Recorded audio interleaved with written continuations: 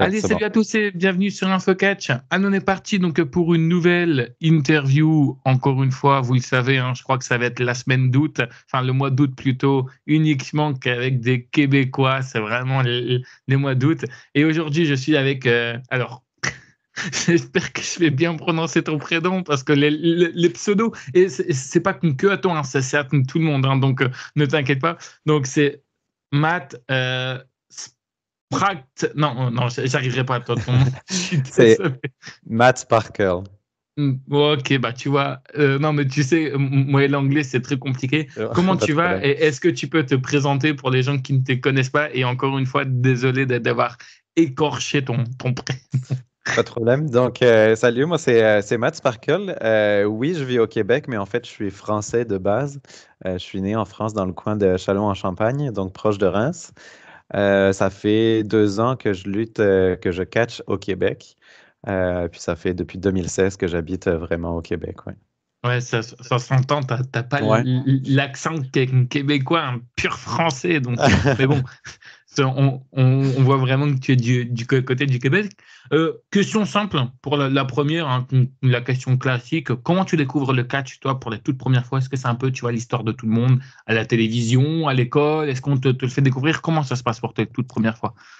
C'est chez des amis que j'ai découvert ça parce que à l'époque, c'était encore sur des chaînes payantes. Donc, c'était avant la TNT, avant TN1, avant AB1. Donc, c'était vraiment payant. Puis, à chaque fois qu'on allait chez des amis, on regardait le catch en fait à la télé parce que j'avais pas cette chaîne payante-là. Puis que j'étais pas encore fou de catch à l'époque. Ok. Tu te rappelles un petit peu du premier match que tu as vu ou pas du tout? Je me souviens plus des matchs, mais je me souviens qu'il y avait, c'était l'époque Umaga, Jeff Hardy, Bobby Lashley, John Cena. Tu sais, il y avait Ok. les Triple H, il y avait Undertaker qui passait toutes les semaines. Fait que c'était une belle époque. T'es sur RTL 9, c'est ça, à l'époque? Je me souviens plus de la chaîne, Je sais plus. ça se peut, Ouais. mais c'était, ouais, c'est ça, c'était une chaîne payante. Ok, ouais, bah de toute façon, bah oui, parce que c'était soit sur NT1, c'était en quelle année à peu près, tu te rappelles un peu de l'année? Je pense que c'est autour de 2008, Ouais, donc c'est ça. 2008-2009 par là. Ça doit être soit sur enfin, NT1, c'est une chaîne que tout le monde peut avoir, mais du coup, ouais, Ouais. c'était RTL9. Et puis en plus, tu vois, en fait, en gros, ce qui est un peu embêtant, tu vois, là, c'est un peu entre nous, tu vois, on se livre un petit peu, mais tu vois, quand t'es invité comme ça chez des amis, mais tu vois, c'est normal, tu vois, t'es pas chez toi, tu peux pas décider de ce que tu vas regarder à la télé. Donc ça va, c'est quand même bien, ça va, t'as accroché tout de suite. Qu'est-ce qui t'a fait accrocher toi, tout de suite? Est-ce que c'est le fait parce que voilà, tu te dis, bah, je suis chez des amis et malheureusement, bah, je peux pas décider de ce que je regarde. Du coup, bah, j'ai pas le choix de regarder ou alors il y a Euh, vraiment autre chose. non, il y a vraiment autre chose. J'aimais vraiment le côté combat. J'aime les sports de combat, mais il y avait le petit côté scénario en plus que j'ai beaucoup accroché. Ce qui me fait regarder le catch, ça, c'est vraiment les scénarios. Là, je vais plus suivre les fédérations avec des bons scénarios que les combats plus techniques sans scénario, forcément. Ok. Et regarde, depuis tout à l'heure, je m'entraîne Matt Sparkle. T'as vu ça? Parfait, c'est bon. Je suis trop content parce que depuis tout à l'heure, enfin, je t'écoute, puis je fais Matt Sparkle, puis d'un coup, Matt Sparkle.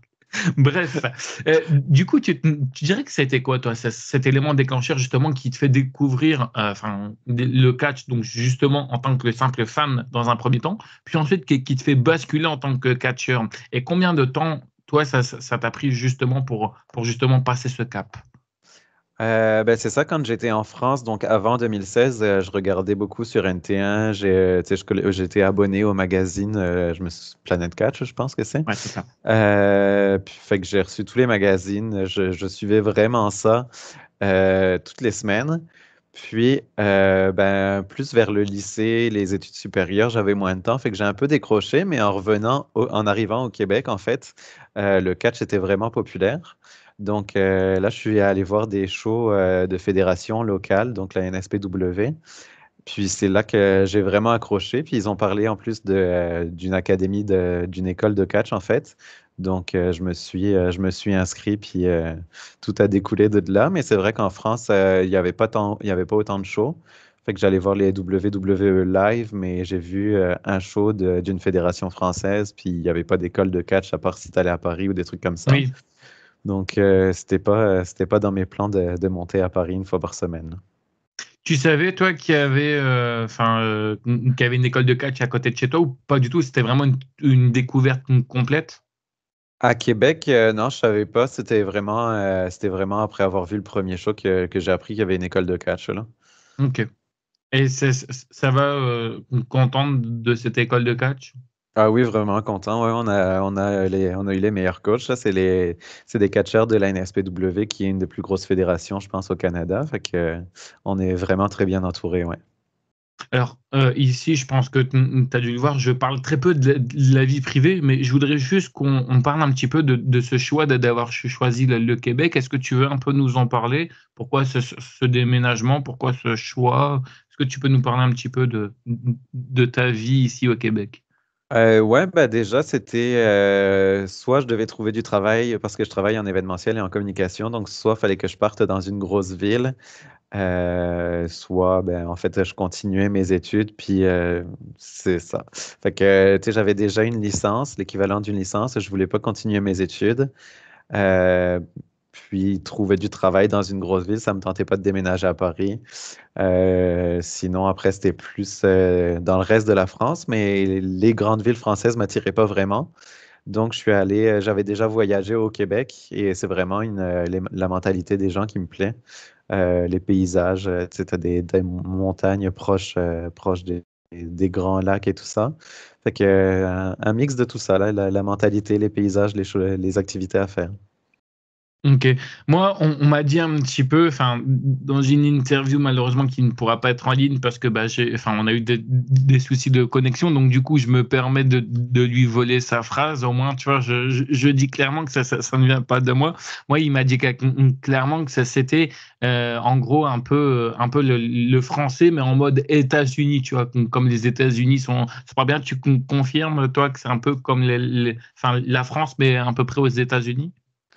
Côté Montréal, ça ressemble plus à la France, ouais, mais Québec, c'est à part, on va dire, mais je te dirais ça ressemble plus à la Belgique, on dirait. Ok.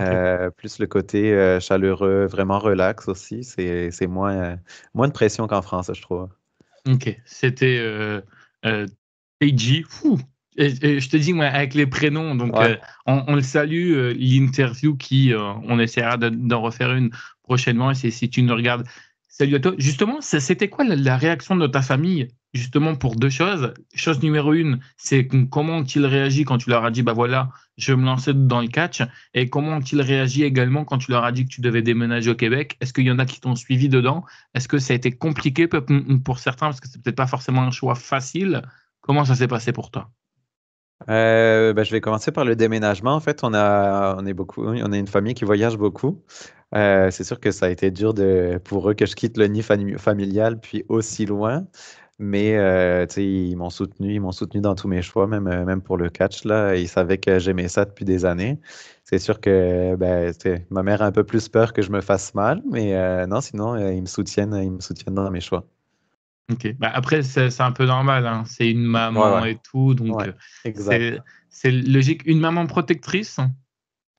Non, pas tant. Non, elle est Hein. inquiète, mais elle viendra pas. Non, non, non. Ok. Non, mais il y a pas de souci parce que tu vois, bah, des fois, on a des mamans très, très, très Ouais. protectrices. Et puis après, tu vois, c'est normal. Je sais que beaucoup de monde parle souvent, tu vois, de maman, maman. C'est normal, hein. On est toujours le bébé de sa maman. Tu peux nous parler un petit peu justement, de ton tout premier entraînement quand tu arrives là-bas, comment on t'est accueilli, qu'est-ce que tu fais au tout début, si tu te rappelles, et qu'est-ce qui a été beaucoup plus compliqué pour toi? Est-ce que c'est le fait de pouvoir shooter parce que c'est pas donné à tout le monde, courir dans les cordes aussi. Qu'est-ce que si tu pourrais nous raconter un petit peu ce début? Ouais, les premiers cours, c'était des bumps, fait que des chutes, mais assis, en fait. Tu commences à faire des bumps assis. Après, tu les fais accroupis, puis ensuite debout. Il y a aussi tout ce qui est roulade, les roulades normales, là, avant, arrière, les roulades sur le côté. Euh, Puis après, on a commencé à vite apprendre à donner des coups. Donc, les coups de poing, coups de pied et tout ça. C'est sûr que j'avais plus de mal avec les coups de poing, j'avais plus de mal avec vendre les coups, avec tout ce qui est en fait le côté comédie acting. Euh, mais sinon, ouais, l'équilibre aussi sur les cordes, ça a été dur, ça a pris du temps. Mais maintenant, je suis plus à l'aise, puis ça se passe bien. Ok. C'était quoi la chose, du coup, la plus compliquée pour toi, au tout début? Compliqué au tout début. Je te dirais que ça a été vraiment les cordes. Ben ouais, apprendre à monter sur les cordes et tout ça, rester sur les cordes, là, l'équilibre. Puis, ouais, l'acting. Ok. Aujourd'hui, avec ce que tu vois, enfin que ça soit aujourd'hui ou que ça soit à l'époque, hein, d'ailleurs, quand tu as commencé, et avec ce que tu compares à la télé, tu te rends compte que c'est beaucoup plus compliqué aujourd'hui au niveau du cardio, au niveau enfin, de la forme physique et tout. Tu t'attendais à ce que ça soit aussi compliqué que ça? Je m'y attendais pas à ce que ce soit aussi compliqué, mais plus tu avances dans les cours, plus tu sais qu'il y a de choses à assimiler, tu sais. Faut que tu apprennes ton match, faut que tu saches faire tes prises, puis que tu saches prendre les prises des autres. Faut que tu vendes en même temps à la foule. Fait que, faut se concentrer sur tout ça en même temps. Faut pas quitter ton personnage. Fait que c'est comme, faut vraiment penser à tout, là. C'est un sport, avec plusieurs facettes. Donc, tu as tout ce qui est théâtral, tout ce qui est sportif, tout ce qui est combat. Fait que, ouais, c'est vraiment mêler le tout ensemble. C'était important pour toi d'arriver déjà dans un pays dont tu ne connaissais très peu, je suis sûr. Un endroit pareil au niveau du catch que tu ne connaissais pas du tout, pratiquer quelque chose. Souvent, quand on arrive dans un endroit nouveau, c'est compliqué. Ça a été important pour toi, l'intégration tout de suite et qu'on t'ait bien accueilli. Ben, ça faisait déjà un an et demi, peut-être ouais, ça faisait peut-être même 2 ans que j'étais au Québec. Fait que Ok. de ce côté-là, j'étais intégré, puis j'ai jamais eu de mal avec les Québécois. Ils m'ont toujours bien accueilli. Fait que je sais qu'il y avait pas de problème de ce côté-là. Mais sinon, apprendre le catch, c'est sûr que moi, à la base, je l'apprenais vraiment pour voir ce qu'il faisait à la télé. Là, je me suis jamais dit que j'allais me retrouver dans un ring devant un public. Mais ça s'est super bien passé. Puis les Québécois sont super bienveillants. Puis même à l'Académie de lutte, là, les coachs, les autres élèves, c'est devenu des vrais amis, puis presque une famille. Là, on se voit très souvent. Ok. On parlera de tes matchs après, Ouais. si tu le veux bien. Je veux juste m'intéresser un petit peu à ton personnage que tu incarnes. Est-ce que tu pourrais nous le décrire pour les gens qui ne t'ont jamais vu catcher? S'il y a des choses à améliorer, parce que ça s'améliore tous les jours, des choses à changer, qu'est-ce que ça serait pour toi et pourquoi? OK.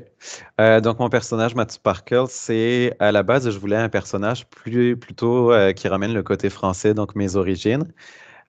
Finalement, j'y suis allé pour Sparkle parce que ça veut dire pétillant, en fait, pétillant, étincelant. Puis, c'est parce que je viens de la région du Champagne. Fait que Sparkle, D'accord. c'était un petit clin d'œil au Champagne qui est pétillant. Mais sinon, c'est ça, j'ai un personnage vraiment coloré et un peu extravagant, vraiment étincelant. C'est sûr que moi, je suis gay, donc je voulais amener ce côté-là aussi, puis amener une visibilité à la communauté. Euh, Ce qui est plus difficile pour moi, c'est ça, je suis plutôt introverti. Donc, ce serait plus le côté avec la foule que j'ai encore du mal à aller chercher ma foule, à aller interagir avec la foule. Mais j'ai la chance, encore une fois, d'être super bien accueilli, puis la foule réagit super bien au personnage. Fait que je suis face, donc j'ai un super bel accueil à chaque fois. Est-ce que tu pourrais nous parler un petit peu juste de ton prénom? Ouais.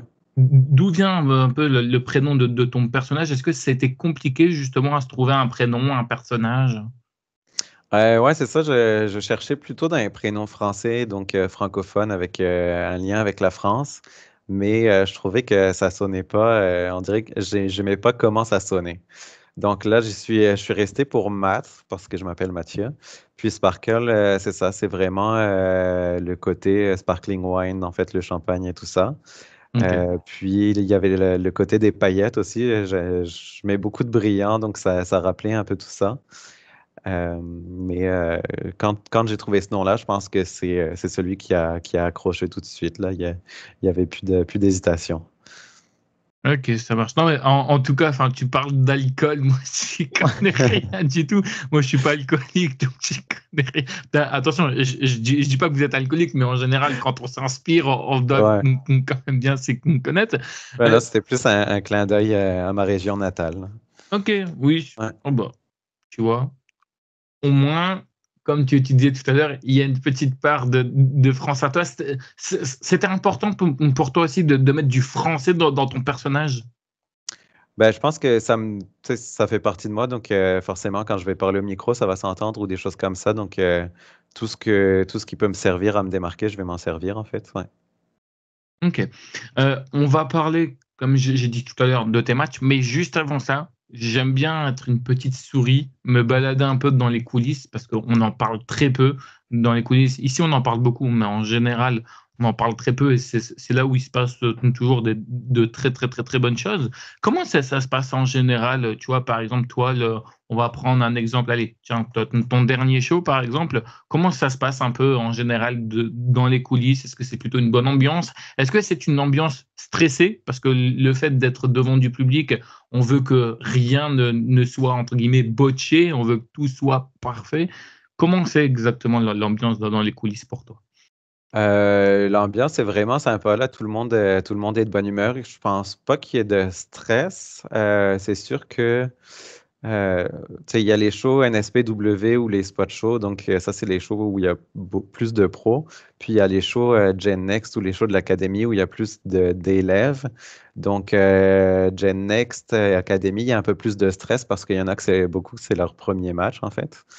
Là, on ressent le stress, mais tu sais, il y a aucune mauvaise humeur, aucune mauvaise vibe. Sinon, c'est très enfantin, je vais te dire. Il y a beaucoup de blagues. Tout le monde rigole avec tout le monde. C'est très, très amical. Puis, c'est ça. Ça se passe bien, Ok. là. Pareil parce que on entendait tout et n'importe quoi à l'époque. Alors, je parle pas forcément du Québec ou ni ici de la France ou autre, mais en général, aux États-Unis, on entendait, hein, c'est pas non plus une surprise. Dans les années 80, 90, il y avait beaucoup de drogue et tout. Tu t'attendais vraiment à vivre ça, toi, un peu avec tu sais, ce type de rumeurs. Puis en fait, au final, bah, quand t'es arrivé, bah, t'as découvert vraiment tout autre chose. Euh, bah, tu sais, des rumeurs, il y en a un peu dans tous les domaines. Fait qu'on Ouais. en prend, on en laisse. Là, on n'est plus dans les années 80, Oui, 90. non, mais Fait justement. que, non, c'est ça. Tu sais, quand tu vois les shows qui montent maintenant, tu sais, c'est très sain. En arrière, il n'y a pas d'alcool, il n'y a pas de drogue. Fait que, parce que, en fait, tu vas pour monter un match, fait que tu as ta santé entre les mains, puis tu as la santé de l'autre personne aussi, fait que tu peux pas arriver Très alcoolisé important, dans le ouais. ring, là. Fait que, non, c'est ça, c'est c'est plus la vie de rockstar des années 80, là. Il n'y a plus drogue et tout ça, là. Justement, est-ce que le temps te paraît long, toi, pour toi, personnellement, dans les coulisses? Après, tu vas me dire, tout dépend de à quel moment est ton match. Bon, si c'est l'opener, ça arrive très vite. Si c'est le main event, bah, il faut voir que tous les copains passent avant toi. Mais en général, est-ce que le temps, tu le trouves long ou ça va, vous arrivez assez à déconner? Donc, le fait que vous déconnez, ça passe très vite. Pourquoi je te pose ce type de questions? Parce que je suis sûr que vous arrivez extrêmement de bonne heure, souvent, généralement à la salle et tout. Est-ce que pareil, parce que moi, je le sais, hein, quand je vois un gala de catch à 15 heures, le truc qui commence genre vers 20 heures ou quoi, à 15 heures, je suis déjà prêt, j'ai déjà envie de partir. Tu vois, tu Ouais. comprends. Donc, du coup, je me suis dit, si moi, je suis stressé, vous, ça doit être pareil. Ben, je te dirais qu'il n'y a plus de temps, le stress, fait que je trouve le temps moins long qu'avant. Parce que justement, je suis plus relax, puis je fais mon tour dans les vestiaires, je discute avec les gens et tout. Mais il y a aussi tu sais, des éléments qui entrent en jeu. Tu sais, des fois, backstage, tu peux voir le show sur une télé. Fait que ça t'aide tu sais, en fait, quand tu trouves le temps long, c'est parce que tu as envie d'aller voir la foule, tu as envie de voir le match des autres ou des trucs comme ça. Fait que, tu sais, quand tu peux voir la foule à l'entracte, ben déjà, ça te fait passer le temps. Quand tu peux voir les matchs des gens que tu veux voir, ben c'est ça, ça te fait passer le temps aussi. C'est plus le temps d'attendre. Quand tu as des choses à faire, c'est sûr que ça passe plus vite, là. Mais sinon, je trouve ça pas forcément long. Là, on est une famille, puis tu sais, on est des amis, fait que c'est comme faire une après-midi avec ses amis, là. Ok. C'était beaucoup plus. Enfin, tu as déjà fait des matchs télévisés ou jamais, enfin, juste enregistrés ou quoi que ce soit, non? Jamais. Oui, c'était pour une télé locale à Amos, là, mais juste une fois, ouais. Très compliqué de travailler devant une caméra où ça a été? Ben, il y a un peu toujours des caméras parce que même quand c'est pas télévisé, des fois c'est diffusé en ligne. Donc, nos shows les shows de Gen Next sont sur YouTube à chaque mois. Puis les shows NSPW sont sur une chaîne payante IWTV. Donc, c'est toujours, tu sais, on sait qu'il y a toujours le travail de la caméra. C'est sûr qu'avec le show télévisé, bref, ouais, non, parce en fait, il y a une caméra fixe, puis toujours des caméras autour du ring aussi, des caméramans. Fait que, non, c'est sûr que on est toujours habitué à travailler avec les caméras, là. Ok. T'es plutôt stressé, toi, avant de monter sur le ring ou ça va? Est-ce que tu as un rituel peu particulier, les 100 pas, boire beaucoup d'eau, t'isoler? Avant, j'étais beaucoup stressé. Maintenant, je veux dire que je suis stressé plus pour les gros matchs avec des adversaires que j'ai jamais affrontés ou des adversaires vraiment pros. Tu sais, quand c'est mon premier match, par exemple, avec un catcheur de la NSPW, là, c'est sûr que je vais me mettre plus de pression. Euh, Fait que non, niveau stress, ça va maintenant. C'est plus quand je commence à voir mon adversaire arriver sur le ring ou des choses comme ça que là, ça embarque. Mais c'est plus de l'adrénaline que du stress, on va dire. Le rituel, j'en ai pas vraiment. C'est sûr que, tu sais, on s'habille. Moi, je me mets des brillants dans le visage. Fait que j'ai un petit 5 minutes de maquillage, là, à mettre des brillants. Après, c'est pas mal. C'est sûr qu'on s'hydrate, on prend du pré-workout pour avoir de l'énergie. On s'échauffe et tout ça, mais rien qui sort de l'ordinaire. Ça t'empêche pas de travailler, enfin de catcher le brillant que tu mets? Parce que je sais que, par exemple, il y en a qui me disent qu'ils ont déjà mis un masque et c'était très compliqué pour eux au niveau du visuel et tout. Toi, ça va, ton maquillage ne te dérange pas? Non, pas du tout, non, non. Ok. Ça colle à la peau, fait qu'à un moment donné, tu le sens plus, là. C'est vraiment du maquillage. Un masque, c'est sûr que des fois, ça empêche un peu la respiration Ouais. ou des choses comme ça, mais non, du maquillage, ça empêche en rien. Pas d'allergie, parce que je sais que Non. moi, le maquillage, c'est quelque chose que je ne supporte pas et tout. Donc, Ouais, non, pas d'allergie, pas de problème de peau, donc ça va, ouais. ok, bah, tant mieux parce que tu vois, c'est pas donné pour tout le monde. Moi, je sais que je ne supporte pas ça. J'ai envie, juste avant de me parler de tes matchs, j'ai envie de parler un petit peu de ta relation que tu as avec le public. Comment s'est passé enfin, tes premières relations avec le public? Toi, tu es plutôt un personnage face, c'est ça? Euh, un personnage heal, ça peut être possible pour toi? Est-ce que c'est quelque chose que tu envisagerais par la suite? Et c'est quoi un peu le retour que tu as du public? Est-ce que c'est plutôt quelque chose de positif? Est-ce que c'est plutôt quelque chose de négatif? Oui, donc c'est ça, je suis vraiment plutôt face, puis ça a comme été très naturel. En fait, mon tout premier match solo, j'avais beaucoup d'amis qui étaient là, puis la foule a embarqué. En fait, le fait que mes amis m'encouragent, je pense que la foule a embarqué avec eux. Donc, non, j'ai eu des messages positifs vraiment dès le début. Ils sont contents de voir un personnage différent, puis qui amène ben, c'est ça, le côté gay là, qui est vraiment différent des autres, puis j'amène de la visibilité à la communauté, tu sais, un message et tout ça. J'ai été deux fois en fait. Le tout premier booking que j'ai eu, c'était dans un Rumble. Puis moi, j'avais en tête que je pensais que j'allais être un personnage heal, mais j'ai fait ce Rumble. Je suis resté peut-être 1 minute 30, 2 minutes dans le Rumble. Mais je me suis rendu compte que vraiment heal, c'était pas pour moi. En tout cas, pas à ce moment-là. Depuis, j'ai fait un autre match heal, mais on dirait que c'est plus dur d'avoir l'attitude. L'attitude face me vient plus naturellement, en fait. Ok. Envers les enfants et même aussi les adultes, ça va, toi, ton personnage, il passe bien, t'as jamais eu d'insultes homophobes ou quoi que ce soit, parce que je sais, tu sais très bien comment ils sont les gens aujourd'hui et tout, avec différentes visions particulières, ça va, ça s'est toujours bien passé, toi? Jamais eu de problème? Avec les enfants, ben, dans le fond, mon personnage, il y a des Assez paillettes, attirant. Ouais. il y a des bulles, il y a des couleurs, fait que ça plaît beaucoup aux enfants. Donc, c'est sûr que ça fait embarquer aussi les parents. C'est sûr que oui, il y a eu des insultes homophobes, mais ils se sont fait vite recadrer par soit des lutteurs, soit des gens du staff, soit des gens du Important. public même. Fait que, il n'y a jamais eu de gros débordements, là, rien de majeur. Ok, Puis non, mais c'est. c'est des cas particuliers, vraiment, vraiment rares, là. Ok, non, mais c'est vraiment aussi important de parler de ça. Justement, on arrive sur le ring avec cette question. On va parler de l'un de tes meilleurs matchs que tu as eu et l'un de tes pires matchs. Est-ce que tu peux nous parler justement d'un match qui était extraordinaire pour toi? Enfin, extraordinaire, s'il a été extraordinaire, parce qu'on peut toujours faire mieux, je suppose, et un pire match. Mon match préféré, ça va rester contre Matt Falco, donc de la NSPW. C'était justement le match pour une télé locale dans une salle de théâtre à Amos. Ok. Donc, Amos, c'est à 8 heures de Québec. Ça a été un de mes matchs où je suis le plus sorti de ma zone de confort. Puis, je remercie Matt Falco pour ça parce que c'est vraiment à deux qu'on a monté le match. Puis, quand on monte des matchs avec des pros, ils ont plus l'habitude de nous pousser hors de notre zone de confort.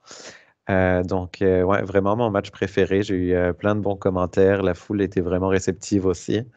Fait que ça s'est super bien passé. Le pire match, je te dirais pas que ben, il n'y a pas vraiment de pire match. C'est le match que j'ai peut-être le moins apprécié. C'est celui en plus où j'ai gagné des ceintures par équipe à l'époque. Il y a plusieurs facteurs qui entrent en jeu. Déjà, on avait fait comme une espèce de semaine de catch. Fait que nous, on était le dernier show, on était le show du dimanche. Il n'y avait pas tant de spectateurs, donc on était peut-être moins d'une centaine, je pense. Puis en plus, mes parents étaient là, donc je me suis mis beaucoup de pression parce que c'était le premier match qu'ils voyaient.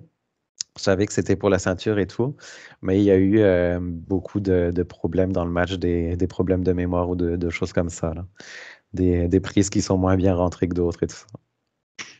Comment on peut expliquer parfois qu'on fait des mauvais matchs? C'est quoi? C'est souvent à peu près, tu dirais, ça dépend de l'humeur de la personne. C'est quoi? C'est un manque, enfin, on n'a pas bien retenu. Qu'est-ce qui fait que parfois, et attention, c'est pas du tout un jugement, c'est juste pour essayer de comprendre, qu'est-ce qui fait que parfois bah, le match n'est pas bon, n'est pas comme on l'aurait voulu?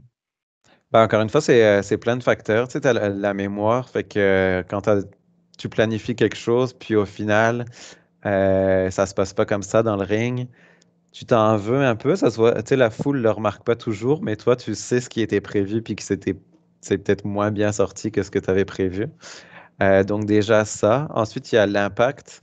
Tu sais, si ton move est moins bien fait, ben, ça se peut que l'impact, la réaction de la foule soit moins bonne aussi. Puis, ben, c'est ça, la foule joue pour beaucoup dans le catch. Donc, tu sais, c'est sûr que si elle embarque pas, là, c'est vraiment dur d'apprécier son match parce que c'est eux qui nous donnent de l'énergie. Ok.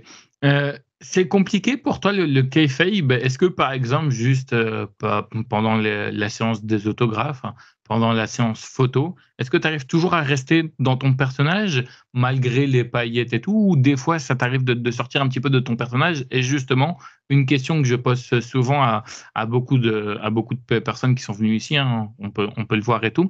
Est-ce que pour toi, après le show, au niveau donc de cette table de merchandising, est-ce qu'il faut rester en kayfabe? Donc, est-ce qu'il faut rester dans son personnage? Est-ce qu'il faut être hors kayfabe? Euh, on reste un peu dans le kayfabe. Je te dirais qu'on ne reste pas à 100%. Moi, c'est sûr que c'est plus facile parce que je suis du côté face. Fait que, tu sais, la foule, je peux interagir avec, je peux être souriant, poli et tout ça avec eux. Après, c'est sûr que quand on croise les îles à la table de merch, ben là, c'est sûr qu'on va pas se battre, on va pas faire que de s'insulter. Tu sais, oui, on se dit des blagues, on se lance des pics, des choses comme ça, mais en même temps, on va pas se battre à la table de merch non plus. Faut se faire des doigts comme Ouais, ça. ben c'est ça, on s'en fait. Non, mais c'est Mais c'est- c'est- c'est bien, c'est important aussi qu'il y ait une bonne connexion entre vous. Ça veut dire que, en gros, bah, tu vois, enfin, que vous avez bien travaillé ensemble. Et pareil, c'est quoi aussi, parce que ça aussi, tu vois, c'est important. On parlait enfin, un peu du regard du public, mais ce qui est aussi important, c'est le regard de tes collègues et surtout du promoteur. C'est quoi les retours en général que tu as de tes collègues catcheurs ou de tes collègues catcheuses et également aussi des promoteurs? Ben, en général, ouais, tout le monde est fier du message que je peux apporter, je pense. En tout cas, tous ceux qui me bookent puis tous ceux qui luttent avec moi. C'est sûr que il y a des catcheurs qui sont un peu réfractaires, mais pas dans la ville de Québec, là, peut-être plus dans des régions éloignées, à la campagne ou des choses comme ça. Mais tu sais, il n'y a jamais personne qui m'a montré que j'étais pas le bienvenu, en fait. Mince, j'ai perdu où je voulais aller avec ça. Non, mais Mais non, c'est pas j'ai grave, t'inquiète. toujours des bons retours. Puis c'est ça que je voulais dire. Dans le fond, vu qu'on s'entend bien, en fait, on crée une alchimie. Puis je pense que ça se voit dans le ring et ça amène des meilleurs matchs aussi. Parce que on est tous là pour faire évoluer le catch. Fait qu'on veut tous se dépasser. Puis on veut tous paraître bien, mais on veut faire paraître l'autre bien aussi.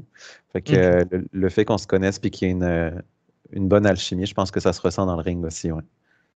Est-ce que tu étais étonné, toi, quand tu arrivais un petit peu enfin, dans l'univers du catch et tout, le premier salaire qu'on a, enfin, salaire, c'est un bien grand mot, mais je veux dire, la petite prime qu'on touche, qui est très peu, est-ce que c'est quelque chose qui t'a énormément choqué, toi? Parce que on le rappelle encore une fois, on gagne, enfin, c'est très rare hein, qu'il y en a qui peuvent vivre du catch. Je pense qu'on peut les compter quasiment sur les doigts d'une seule main, mais et encore. Mais est-ce que toi, ça t'a choqué au tout début, ou ça va, ça allait? J'ai fait plusieurs emplois avec des artistes, donc tout type d'artistes, des chanteurs, des comédiens, des drag queens. Fait que c'est sûr que les premiers bookings, on sait qu'on s'attend pas à être payé ou à être vraiment pas payé cher. Euh, ce que, Ce qui me choque un peu plus, c'était plus le salaire, le payoff des lutteurs professionnels, mais en même temps, tu sais, on fait pas ça pour la paye non plus, là. C'est vraiment une passion, fait que qu'on soit payé ou pas, je te dirais que pour le moment, il n'y a pas de grosse différence, là. Tant qu'on est en visibilité, tant qu'on peut se faire voir, puis tant qu'on a la confiance des bookers, je pense qu'en ce moment, c'est le principal, là. OK. C'est quoi le meilleur conseil qu'on ait pu, te donner justement pour évoluer sur le ring? Alors même si des conseils, on en apprend tous les jours, on en recevra tous les jours, mais jusqu'à maintenant, c'était quoi le meilleur conseil qu'on t'ait donné, que tu as pu appliquer et justement qui t'a permis d'évoluer? Je pense que c'est d'être respectueux. Fait que être respectueux avec le public, parce que c'est eux qui vont acheter ta merch, qui vont venir te voir en show, qui vont te soutenir sur les réseaux sociaux. Fait que, tu sais, quand tu vois les réseaux sociaux augmenter, c'est là que ça intéresse le booker aussi. Respectueux avec les autres lutteurs parce que, tu sais, si un lutteur se fait booker ailleurs, ben, il va emmener peut-être trois autres personnes dans la voiture pour réduire les frais au booker. Ouais. Donc là, ça se peut qu'il te demande. Du Respectueux, covoiturage, ouais. ouais, exact. Respectueux avec les bookers, ben, parce que c'est eux qui vont te donner de la visibilité et tout ça. Fait que, ouais, je pense que respectueux, pas avoir d'ego dès le début, parce que c'est sûr que si tu en demandes trop dès le début, ben, tu vas te faire mal voir par certaines fédérations et tout ça, là. Fait que c'est OK. ça. C'est compliqué pour toi. Est-ce qu'à l'époque, quand tu as commencé, ça fait combien de temps que tu es dans le catch, toi? Excuse-moi, je ne sais pas si je te l'ai demandé. Ça fait depuis 2019 que je prends Ouais, des donc, cours, mais OK. 2022, mes premiers combats en Ouais, public. bah, ça va, hein, ça. Et du coup, je sais même plus ce que je t'avais demandé. J'ai perdu. Oui, non, je sais même plus. Oh! Ah, ça devient grave. Tu te rappelles un peu de quoi je parlais ou pas du tout, non? Ben, avant, on parlait d'être respectueux avec Non, le mais monde, mais justement, juste avant que non, tu sais, non, c'est ça, tu m'as. non, mais c'est pas grave. Oh là là, putain, ça.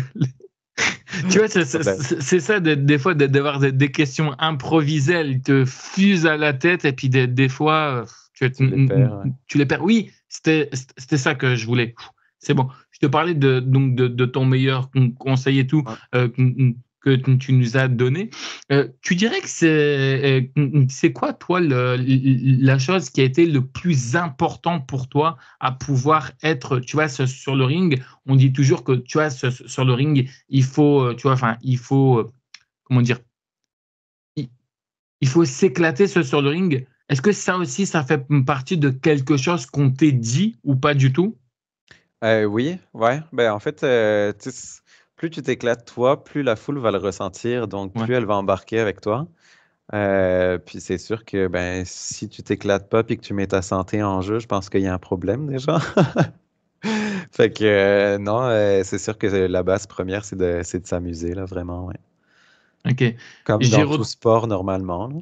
j'ai retrouvé la question que je voulais Ouais, te dire. Tu vois, en fait, c'est bien parce qu'on pense que j'ai oublié la question. Du coup, elle j'enchaîne revient. avec une question improvisée. Du coup, c'est bon, elle est revenue. Je voulais savoir, toi qui habites au Québec maintenant, quelle est ton expression favorite du Québec?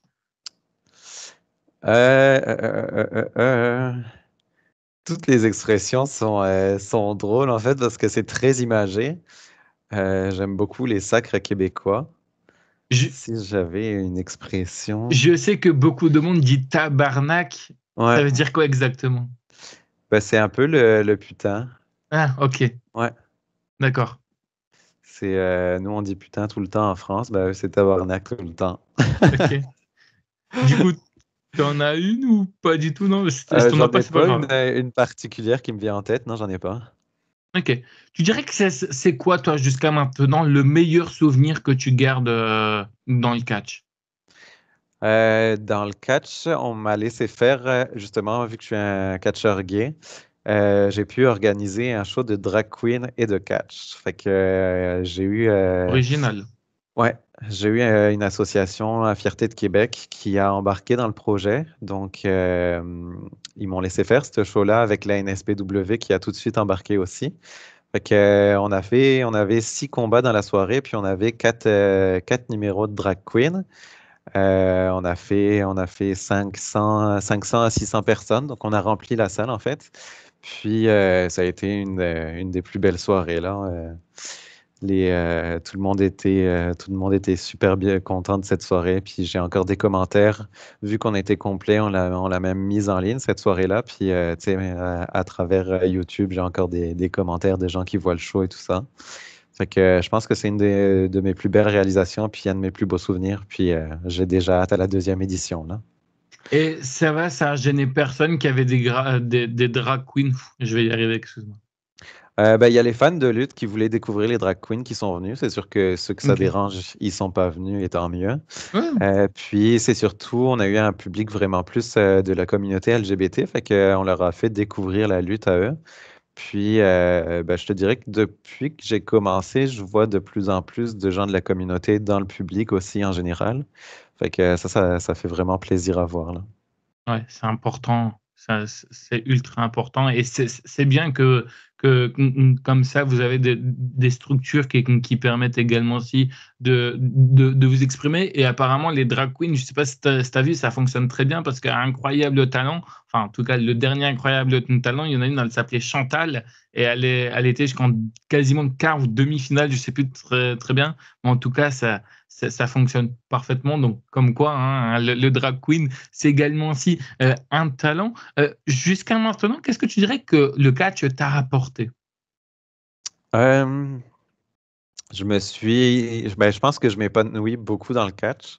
Ouais. Je me suis découvert, puis je suis je reste introverti, mais je m'exprime de plus en plus, que ce soit tu sais, par les vêtements. Tu sais, je vais oser porter plus des vêtements extravagants. Je vais oser plus me mettre du vernis à ongles, du maquillage, des choses comme ça en public, des cheveux colorés. Fait que, non, c'est ça, c'est vraiment une redécouverte, puis un épanouissement, ouais. Ok. Est-ce que tu as pour projet un jour d'avoir des enfants ou pas du tout? Non, pas pour le moment. Non? Mais ça fait, est-ce que ça fait pas partie de projets lointains ou pas du tout, tu sais pas? T'as Euh, jamais posé trop la question? non, je suis pas quelqu'un porté à avoir des enfants. Non, j'ai pas envie Ok. d'avoir des enfants, non. Ok, non, mais c'est pas de souci, parce que j'avais une question. Bon, on imagine si un jour tu as des enfants, Ouais, est-ce que ça te va comme ça? Donc, du c'est coup, bon. si un jour tu as des enfants, est-ce que tu les autoriserais, toi, à faire du catch? Si oui, à quelles conditions? Sinon, pourquoi? C'est sûr que pour le moment, j'ai pas eu de grosses blessures ou de choses comme ça. Fait que oui, je les autoriserai. Euh, je pense pas qu'il y ait de conditions.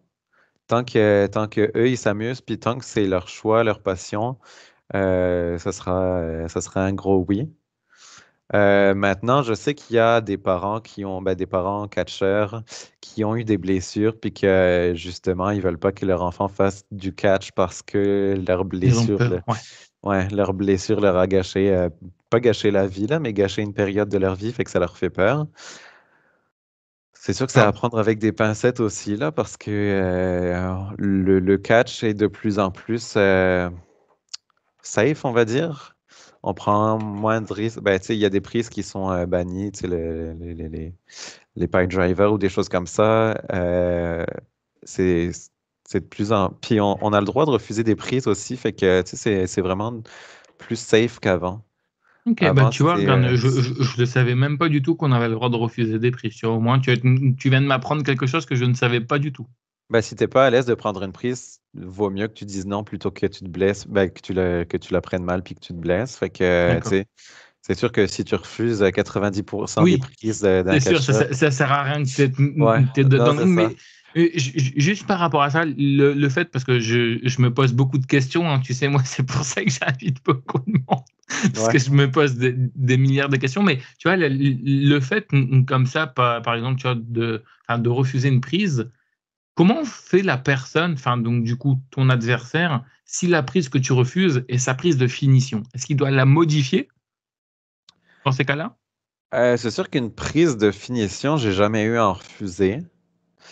Mais oui, en fait, il doit trouver un plan B. Tu sais, souvent, il y en a qui ont plusieurs prises de finition aussi. Fait que soit on termine le match autrement, soit on pratique aussi la prise de finition quand on a le temps, là. Mais tu sais, c'est sûr que les prises de finition, c'est dur si tu la refuses, là. T'en as une, toi, de prise de finition? Ouais, C'est quoi? dans le fond, c'est le Rough Rider. Je sais pas si c'est Pas du tout. Zack Ryder, Matt Cardona. OK. Pas trop. Fait que c'est dans le fond, je saute sur la personne, puis c'est comme un leg drop, mais le Ok, gars est debout, fait qu'il ouais, bump. Ouais. je comprends. Puis je fais aussi le Natural Selection, donc ça de Charlotte Flair, mais je le fais de la deuxième, à partir de la deuxième corde. Ok. Fait ouais.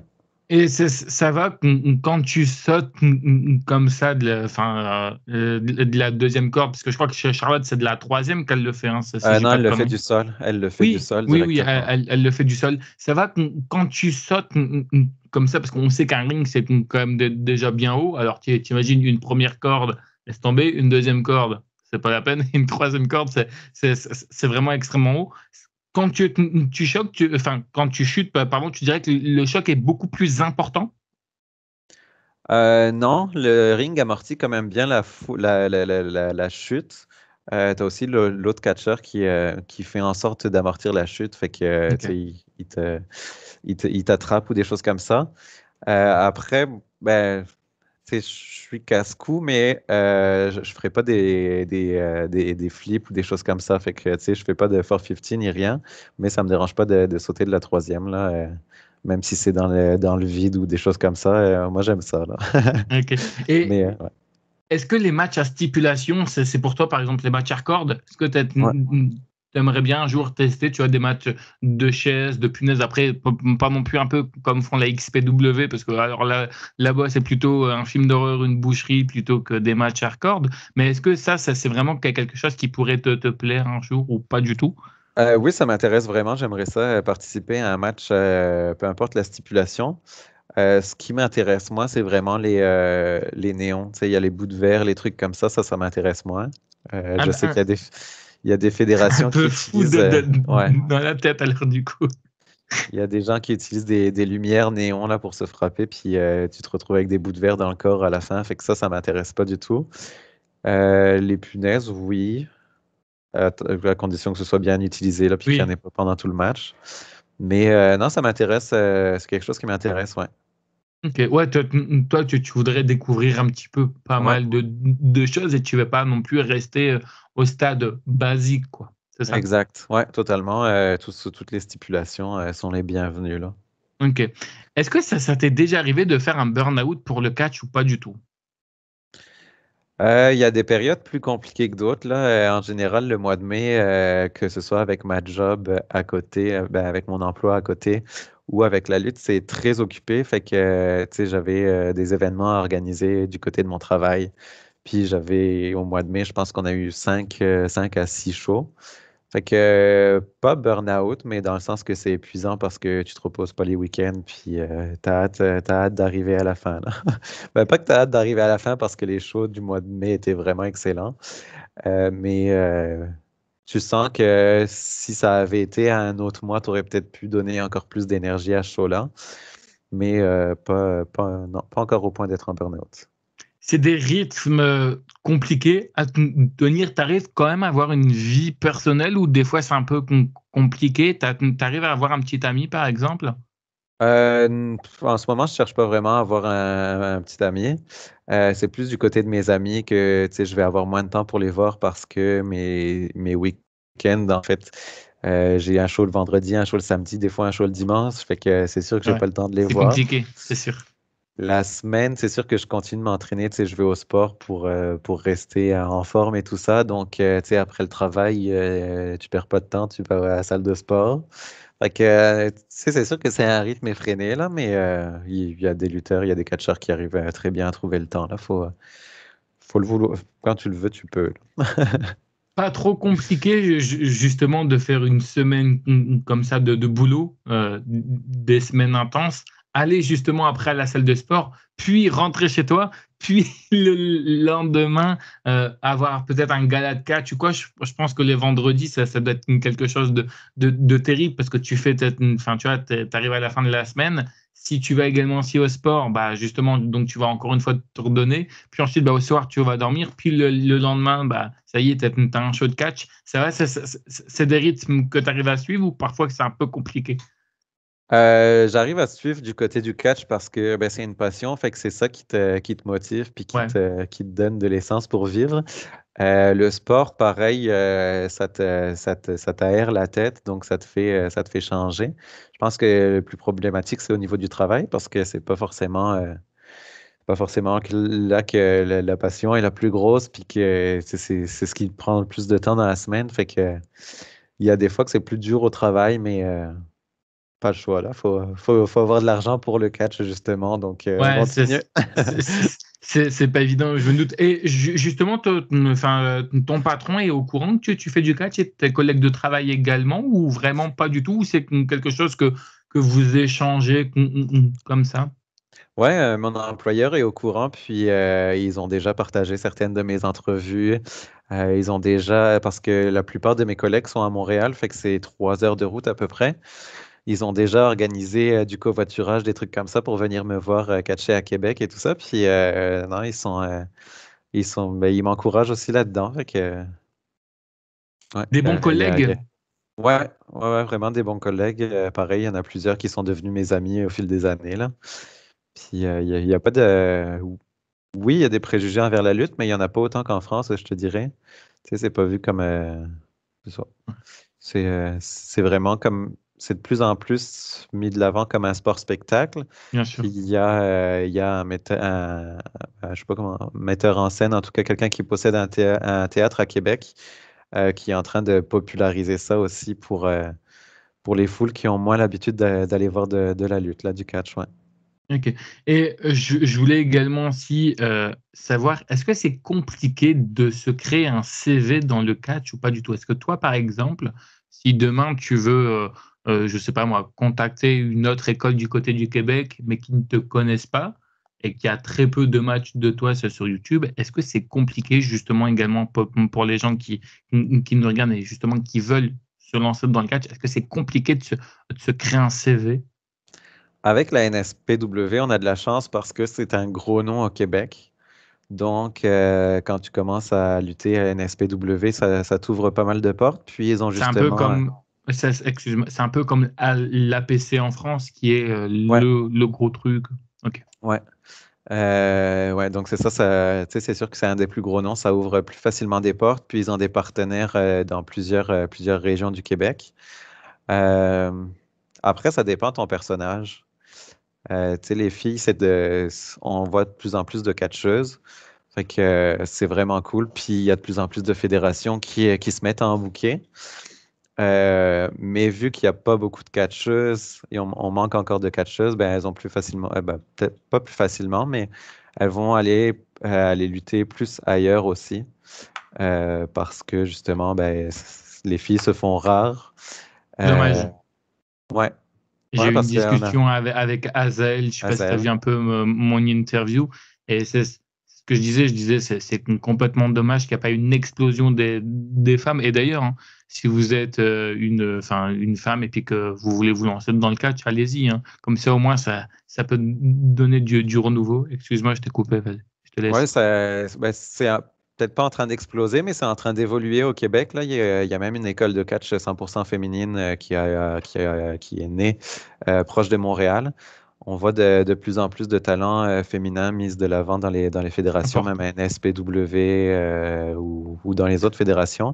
Ouais. Gen Next, on a de plus en plus de Pardon. catcheuses également à l'école ou à Gen Next, fait que ça fait plaisir à voir, là. Ok. Ça ramène des personnages aussi différents, là, fait que Toi, aujourd'hui, le fait de connaître un petit peu l'envers du décor du catch, est-ce que tu arrives toujours à être fan de catch, à être parce que des fois on se dit si on est catcheur, c'est qu'on est fan déjà avant tout. Je suis plus ou moins d'accord avec ça parce que je me dis en fait en gros moi c'est ça aussi le fait que je ne veux pas devenir lutteur. Pourquoi? Parce que je sais qu'on me l'a déjà proposé. Tu vois, moi je le dis clairement, on me l'a déjà proposé. J'ai déjà fait un combat de catch. J'en parle souvent de un combat n'importe quoi. Qu'est-ce que je raconte? Un entraînement, c'est pas du tout la même chose. OK. Oula. Non, non, non, non, je suis en train de partir. Je pars complètement dans du n'importe quoi. Donc, un entraînement de catch, excusez-moi, je m'exprime mieux. Et du coup, c'est vrai que le fait d'avoir fait un entraînement et tout, on m'a dit, bah, pourquoi pas te lancer dedans. Et moi, en fait, j'ai pas envie. Pourquoi? Parce que déjà, de un, ça fait mal. Et je suis quelqu'un de très douillet, donc tu vois. Et puis après, de deux, tu vois, j'ai pas envie aussi de perdre cette étincelle, tu vois, que j'ai. Et puis, tu vois, j'ai pas envie que demain, tu vois, le catch, ça s'arrête. Et puis qu'en fait, en gros, bah, tu vois, c'est moi qui me monte. Parce qu'en fait, en gros, pour moi, je serais incapable, honnêtement, tu vois, de proposer un bon produit. Tu vois, moi, je me sens pas capable, en fait.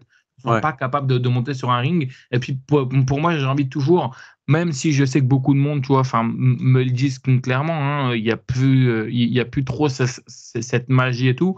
Moi, tant que l'étincelle qui est en moi ne s'éteint pas ou ne fond pas, je resterai toujours fan de catch. Donc voilà, est-ce que toi, tu as encore cette fameuse étincelle malgré que tu connais l'envers du décor ou plus trop maintenant? Ben, c'est ce que je disais au début. J'aime beaucoup, dans le catch, j'aime beaucoup les scénarios. Fait que, tu sais, je sais que même si je connais plus l'envers du décor, je serai toujours fan de la WWE parce que tu verras pas le Wyatt Six ailleurs qu'à la WWE. Tu as des trucs de cinéma qui font, c'est fou, mais tu pourras pas le voir dans les fédérations locales. Fait que, oui, il y a peut-être des matchs que je vais moins apprécier parce que je sais que, tu sais, côté technique, ça aurait pu être mieux ou des choses comme ça, mais en même temps, tu sais, même moi, je ferais pas mieux à leur place, là. C'est juste que eux, à leur niveau, ils pourraient faire mieux. Fait que, tu sais, on voit plus les petits détails dans les matchs, mais en même temps, moi, je suis vraiment craqué de scénarios. Fait que, tu sais, même, il y a des fédérations qui sont connues que je suivrais pas parce que les scénarios sont pas intéressants. Mais la WWE, tu sais, W. ouais. Je m'en doutais. Tu vois, on a une connexion d'un coup. Mais tu Je sais, peux comprendre, t'inquiète. en même temps, c'est une bonne place quand même pour apprendre. Puis il y a des Oui. super bons combats et tout ça. Je les ai vus en show. Tu sais, les lutteurs sont vraiment talentueux et tout. C'est vraiment côté scénario que ça m'intéresse moins. Fait que non, je pense que tant que tant qu'il y a des bons scénarios, moi je vais rester intéressé, ouais. La WWE est venue récemment Ouais. du côté du Québec. Tu as pu aller les voir ou pas du tout? Je vais les voir à chaque fois qu'ils viennent au Québec, ouais. Ouais. Ouais, ouais, c'est mon rendez-vous là. Fait que je les ai vus à Montréal le 15 avril. Ils sont venus à Québec vraiment en août dernier. D'ailleurs, on a fait un show avant qu'ils viennent. Juste avant, à 18h30, on avait comme notre show dans une salle à côté, puis il y avait plus de 2000 personnes. Fait que ça aussi, c'est Ah, un beau souvenir. ah oui, d'accord, quand même. Donc, Ouais. Mais ouais, non, je vais les voir à chaque fois qu'ils viennent. Là, même Elimination Chamber qu'ils avaient fait à Montréal, ça, j'étais allé le voir. Je suis allé voir la TNA à Montréal dernièrement. oui. L'AEW qui sont venus en mars, je suis quand même allé les voir, même si je connaissais pas les histoires ou les choses comme ça. Mais c'est ça, dès qu'il y a de la lutte dans le coin, j'y vais, ouais.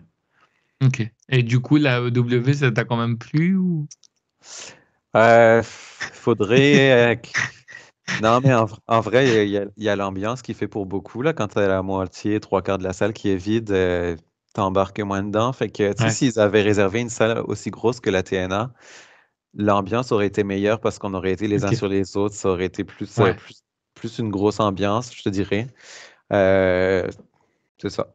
C'est les matchs. Ce que j'aime pas des Ok. matchs, c'est qu'ils sont buildés avec 40 finishers dans le match. Puis au Je final, peux comprendre. il va gagner sur une close line, genre. Fait que c'est plus des trucs comme ça, là. Mais Non, non, c'est mais quand. je peux comprendre. J'ai des retours également aussi enfin, peut-être très négatifs, mais il y a quand même de très bonnes choses à la W. Ouais, On peut pas le retirer, mais c'est vrai que en gros, parfois, ce qu'ils nous proposent, en fait, c'est plus même. En fait, en gros, ils nous auraient proposé ça à l'époque. Tu vois, ça passerait. Aujourd'hui, ça passe plus. En fait, on est rentré enfin, dans une nouvelle ère du catch qui ne passe plus. On arrive bientôt à la fin de l'interview.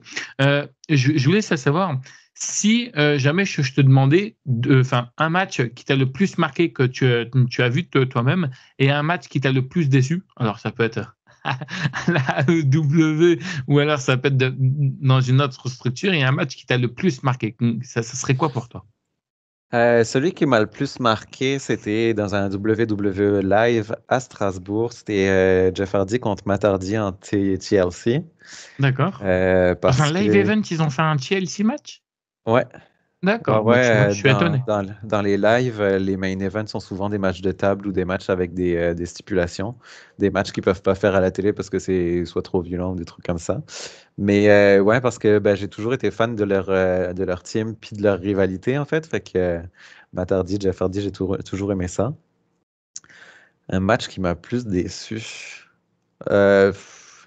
On dirait que j'ai pas de mémoire à long terme, mais Jay Uso contre Jimmy Uso là, au dernier WrestleMania, ça, j'ai trouvé ça plate, là. Ouais, je peux comprendre. Les deux sont super bons, puis je m'attendais tellement à mieux. Fait que c'était un peu décevant. Et surtout que, tu sais, les rivalités frères, on sait toujours que ça va super Ouais. loin, puis qu'ils se poussent J- dans leurs limites. Mais Jeff là, et on dirait. Matt. Ouais, c'est ça. Jeff et Matt Hardy, c'était une très bonne rivalité. Par contre, les Usos, moi personnellement, je sais que les Usos en individuel, j'y arrive pas, hein. Je sais pas si Ouais. toi, Moi, c'est la même chose. Jey Uso, j'aime vraiment son personnage en solo. Jimmy, c'est sûr qu'il est un peu plus effacé. Je pense qu'il n'a pas encore trouvé son personnage solo. Mais non, tu sais, c'est ça avec quand tu connais. C'est pas que le match est pas bon parce qu'ils sont pas bons, c'est que tu t'attends tellement à mieux en connaissant leurs Oui. capacités que le match est peut-être décevant. Mais tu sais, c'est comme la EW, là, on dit que c'est moins bon, mais tu sais, on apprend quand même des trucs, puis on retire rien au talent des gens, là. Ok. Est-ce que vous allez être impacté aussi pour 2025 ou pas par rapport à cette nouvelle ère de la WWE, comme quoi qui sont plus diffusés sur USA Network et qui passent maintenant par Netflix, apparemment les pay-per-view aussi. Alors, je sais que j'ai vu ça que c'était du côté des États-Unis, mais est-ce que vous êtes impacté ou pas du tout, tu sais pas? Ben, je pense que nous aussi, ça va être sur Netflix. Je m'avance pas sur ça parce que je n'ai pas vraiment suivi le projet. Ok. En tout cas, j'espère que ça va être sur Netflix. Comme ça, je vais pouvoir regarder ailleurs que sur des sites en streaming. Mais Toi aussi. Vous voyez, non, non, mais vous voyez qu'il n'y a pas que moi qui fais aussi des choses illégales. C'est pas bien. Mais je pense que ça va nous impacter aussi dans le sens que ça va populariser encore plus le Oui, catch. Fait qu'on bien va sûr. avoir plus de gens qui vont découvrir le catch, plus de gens qui vont venir nous voir, j'espère. Fait que moi, je pense que c'est une bonne chose, hein. Ok. Et puis pareil aussi, hein, on a appris qu'ils allaient avoir carte blanche. Et ça va être important. On arrive, allez, au terme de cette vidéo. Je ne vais pas non plus trop la faire traîner parce que c'est pas non plus le but. Je veux juste terminer allez, vraiment avec trois vraiment dernières questions. Puis encore une Ouais. fois, merci à toi d'avoir accepté cette interview. Je pense que tu dois t'y en douter. C'est la question bonus. D'accord? Je vais te donner une baguette magique. Ok? Tu as l'opportunité de faire apparaître trois catcheurs de ton choix en face de toi. Trois catcheurs que tu aurais l'opportunité ou l'envie de pouvoir affronter. Ça peut être des catcheurs qui sont toujours vivants actuellement, qui sont morts, qui sont passés par la WWE ou jamais. Mais si jamais je te demanderais trois catcheurs de ton choix, qui ça serait pour toi et pourquoi? Moi, ce serait premièrement Jeff Hardy, mais plus dans sa période 2008-2012. Là, c'est sa période Extreme Enigma et tout ça. Ok. En deuxième, je dirais. Ah, c'est dur. Oui, c'est le but de la question, hein. Si elle est facile, elle n'est pas drôle. Ouais. En deuxième, je dirais Seth Rollins parce que Ok. j'aime vraiment son personnage chez Move. Lequel de cette Rollins que tu préfères au niveau La version du personnage? actuelle. La version Actuelle, actuelle? ouais, ouais, Ok. ouais. Ouais, ses costumes et tout, j'adore. Puis c'est ça, c'est parce que j'ai hésité aussi avec Roman Reigns, Dolph Ziggler et tout ça. Mais pour le troisième, je dirais plus quelqu'un de la communauté, Giselle Shaw, Ok. qui est du côté de la TNA. D'accord, ok. Je connais pas trop. Enfin, j'ai déjà entendu, mais il faudrait que je me renseigne C'est pour une ça. catcheuse trans, fait que D'accord, ok. c'est une des plus connues de la communauté en ce moment, là. Ok. Une fierté pour toi? Ouais, ben oui, parce que dès que quelqu'un de la communauté arrive à avoir un contrat dans une des ligues majeures, c'est sûr que ça fait changer la mentalité Et le regard aussi. ouais, exact, du Ok. public, ouais. Qu'est-ce qu'on peut te souhaiter pour le futur? Ce qu'on peut me souhaiter pour le futur, lutter plus souvent NSPW, je te dirais, dans la ligue majeure plus régulièrement. Sinon, là, c'est sûr que ben, je planifie un voyage en France fin septembre, début octobre. Fait que Ok. si Un jamais je retour peux, si sur jamais je peux les terres natales, là. combattre, ouais, si jamais je peux combattre, si je peux avoir un match en France ou en Europe, ça me ferait plaisir, là. T'as essayé de C'est- contacter un petit peu des structures en France ou pas encore? Oui, j'ai essayé, ouais. T'as eu des retours positifs, négatifs ou pas encore de retour? Il y en a un qui peut se concrétiser, fait que j'en Ok. parlerai pas tout de suite, Oui, mais non, j'ai non, non, hâte, mais j'ai hâte d'avoir non, des non, nouvelles. je te demande pas enfin, je te demande pas de nom, mais je voulais juste savoir si tu as eu des retours plutôt positifs ou plutôt négatifs. Ouais, ben dans le fond, ce qu'il y a, c'est que j'ai eu plusieurs retours positifs, mais les dates de mon voyage, je fais comme un voyage en Italie aussi, fait que ça embarque là-dedans, puis ça me donne moins de disponibilité. Fait que, tu sais, c'est plus que les dates de show concordent pas forcément avec mes disponibilités, ouais. Ok. Juste comme ça, entre parenthèses, si tu veux bien me permettre, après je vois qu'il est midi 39 chez vous, je vais te laisser aller manger parce Pas que de je pense que le problème. ventre il doit un Non, peu ça va. gargouiller. Mais je Ça veux va. savoir, quand vous faites des démarches Ouais. comme ça envers d'autres structures, qu'est-ce que enfin, en général, bon, c'est soit ceux qui en ont, bon, il y en a qui ont des secrétaires ou en général, c'est toujours les promoteurs qui te répondent ou quelqu'un qui est chargé de la communication et tout, mais en général, qu'est-ce qu'on vous demande comme ça quand vous voulez aller catcher dans un autre pays? Toi, par exemple, enfin, toi qui es du côté du Québec maintenant et que tu souhaites revenir en France, qu'est-ce qu'on te demande? Est-ce que, par exemple, on te demande des matchs? Est-ce qu'on te demande les dates de quand est-ce que tu reviens? Comment ça se passe exactement? Ouais, ben c'est ça, on va demander. Moi, je donnais déjà mes dates dans le premier message, fait que c'est sûr qu'ils ne me le demandaient pas, mais c'est la base déjà. Mais sinon, ils demandent aussi une vidéo, donc une vidéo pour présenter ton personnage, tes moves et tout ça, fait qu'une vidéo plus d'ambiance. Moi, c'est sûr que j'en ai pas encore parce que c'est un petit budget, là, fait que ça va être dans mes prochaines dépenses, je pense, cette année, de faire une vidéo professionnel, en fait, avec des bons moves, des réactions de la foule, mon entrée, des choses comme ça, pour vraiment que les gens découvrent ton personnage en 1 à 2 minutes. Euh, mais c'est ça, vu que j'avais pas de vidéo, j'aurais quand même envoyé des matchs, donc tu sais, les matchs que j'ai préféré faire, puis mes derniers matchs, en fait, aussi. Et du coup, le retour, ça va, ils ont bien aimé, ils sont accrochés? Ouais, ouais, bah c'est ça. Il y en a beaucoup qui conseillent quand même d'avoir une seule vidéo de 2 minutes parce que c'est sûr que Oui, ils ont de pas, regarder un truc ils ont pas le temps de de regarder 20 trois minutes. matchs de 15 minutes, là. Soit ils n'ont pas le temps ou ils n'ont pas envie de prendre le temps, j'ai l'impression des fois. Mais bon, bref, ça, c'est un autre sujet. Et du coup, on va conclure cette interview. Est-ce qu'il y a un endroit où tu aimes, enfin, que tu adores aller du côté, enfin, du Québec depuis que tu catches là-bas? Il y a un endroit où tu aimes le moins. Attention, quand je parle du moins, je ne parle pas au niveau forcément de l'ambiance du public, mais par exemple, comme quoi que les conditions sont compliquées. Par exemple, je sais qu'il y en a qui m'ont déjà dit que ce sont, alors je te parle pas forcément au Québec, hein, je te parle en général, hein, mais je sais qu'il y en a qui m'ont dit que bah, il y avait des endroits où ils aimaient pas y aller parce qu'ils savent très bien qu'à cet endroit-là, bah, ils n'ont pas de vestiaire. Donc du coup, bah, pour changer, ils doivent se changer dans un camion, ce qui n'est pas forcément évident pour tout le monde. Il y en a qui ont dû se faire des caches et tout, c'était compliqué pour certains justement. Pour toi, quel est le meilleur endroit et quel est le pire endroit pour toi si si on a eu des pires, bien sûr? Le meilleur endroit, ça serait, je te dirais, le Diamant pour le moment. Donc, c'est le théâtre que je parlais tout à l'heure, le théâtre à Québec qui essaye de populariser la lutte. Ok. Ça, je pense que c'est pas égalable. Ben, même à Moss, ils avaient quand même un super beau théâtre. Fait que, tu sais, quand tu parles de théâtre, tu as tout ce qui est les loges et tout ça qui vient avec. Puis, tu sais, toute la structure est vraiment prête pour le show. Fait que ça aide pas mal. Dans les choses que j'aime le moins, je vais pas citer de ville en particulier, mais c'est les loges, ça me dérange pas, peu importe la grandeur, là. C'est plus l'ambiance de la salle quand la salle est trop grande pour le public, puis trop de lumière. Tu sais, il y a des gymnases que tu peux pas tamiser les lumières ou des choses comme ça, fait que tu as l'impression de faire un show en plein milieu de journée, puis les gens sont peut-être moins dedans. Oui. Puis vu que tu as trop d'espace, ben, les gens sont éparpillés dans la salle aussi. Fait que c'est moins. L'ambiance, je sais pas, l'ambiance est moins engageante, on va dire, mais c'est ça, c'est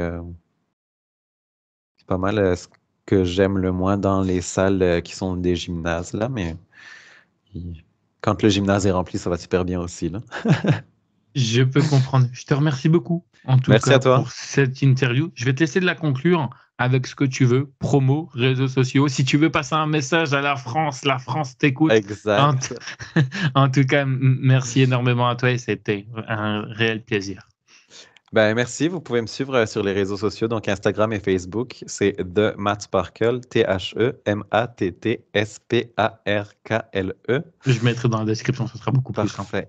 Puis merci de m'avoir invité. C'était vraiment un plaisir d'avoir des questions différentes, puis une longue entrevue comme ça fait parler de plus de sujets que Ça. d'habitude. Ouais, C'est passé vite ou pas?